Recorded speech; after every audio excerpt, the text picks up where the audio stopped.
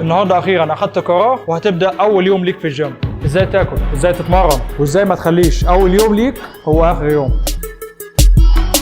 اول حاجه لازم تحددها هي هدفك. انت ليه عاوز تروح الجيم؟ عاوز تخس او تبقى في شيب معين او تبقى شخص احسن؟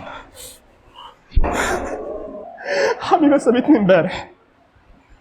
الدافع بتاعك هو اللي هيخليك تنزل كل يوم مهما كانت الظروف، علشان اهم حاجه في الجيم هي الالتزام والاستمراريه. تاني حاجه هي التمرين. اهم حاجه لما تبدا تمرين انك ما تركزش على عضله معينه وتعمل باقي العضلات، حتى لو عاوز 6 باكس بس او الباي بس.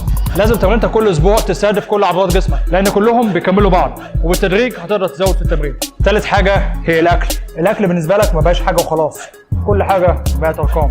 280 كالوري ولسه في 500 على العشاء، كده 3000 كالوري النهارده. بعد ما تبدا تنتظم في الجيم، الكوتش لازم يحدد لك نظام غذائي مناسب ليك، وده طبعا بناء على جسمك وتمرينتك علشان توصل لهدفك في وقت قياسي. يمكن اول مره تبقى موتره شويه، لكن زي كل حاجه في الحياه، بمجرد ما بتبدا بتلاقي كل حاجه بقت سهله وحياتك نفسها بقت اسهل.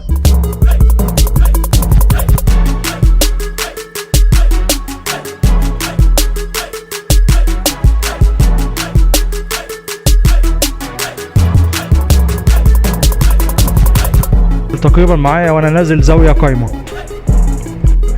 في نص قوس الحركه بتاعتي.